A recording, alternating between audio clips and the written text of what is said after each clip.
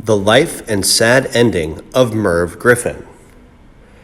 Merv Griffin, born Mervyn Edward Griffin Jr., was born on July 6, 1925, in San Mateo, California, to Mervyn Edward Griffin and Rita Elizabeth Griffin.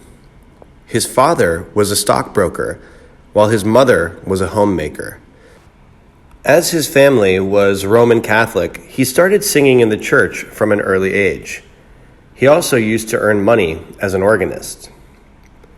He attended San Mateo High School, from where he graduated in 1942. Then he continued his higher education at the University of San Francisco. During World War II, he was found to have a slight heart murmur, because of which he failed several military examinations. Griffin began his career as a singer on the radio at the age of 19. His performance on the radio was heard by American musician Freddie Martin, who asked him to tour with his orchestras, which he did for a few years.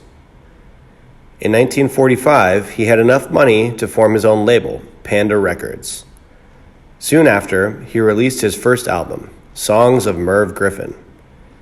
It became the first U.S. album to be recorded on magnetic tape. Over the years, he also became very popular by performing in nightclubs. His first song, I've Got a Lovely Bunch of Coconuts, was a huge success, selling over 3 million copies. His first work on the big screen was an unaccredited role in the 1953 horror sci-fi movie The Beast from 20,000 Fathoms. He next appeared in the movie So This Is Love in the main role.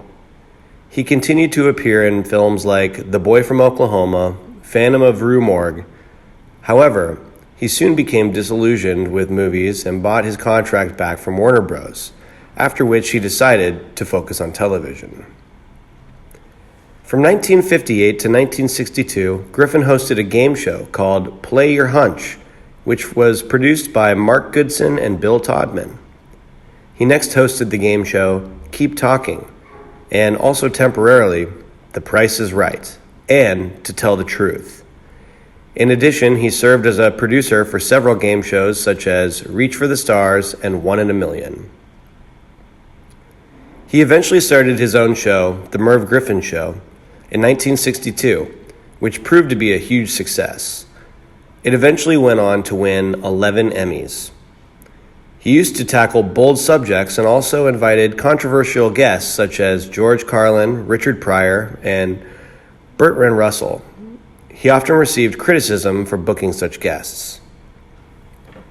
He started the game show Jeopardy in 1964. The show was a huge success and earned immense popularity.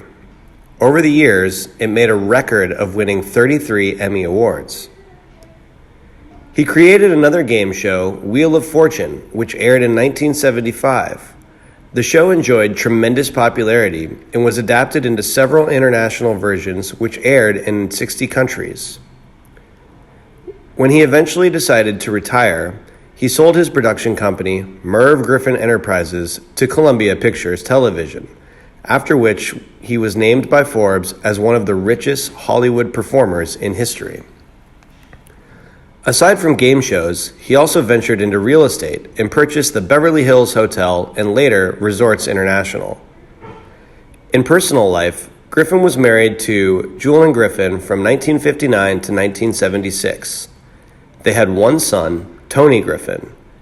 Even though they divorced, they continued being good friends. In 1991, he was sued by TV host Danny Terrio, alleging sexual harassment. Brent Plott, who had been his employee, also accused him of the harassment. However, Griffin stated that both lawsuits were extortions. Both lawsuits were eventually dismissed. Back in 1974, Griffin was inducted into the Hollywood Walk of Fame. In 1998, a Golden Palm Star of the Walk of Stars in Palm Springs was dedicated to him. In 2005, he accepted the degree Doctor of Laws from the National University of Ireland, Galway, and in 2008, he was posthumously inducted into the Television Hall of Fame.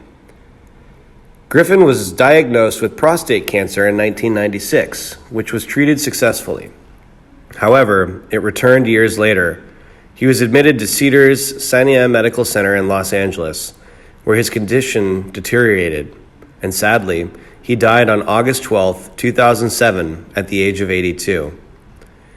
His funeral was held at the Church of Good Shepherd in Beverly Hills. He was buried at Westwood Memorial Park in Los Angeles.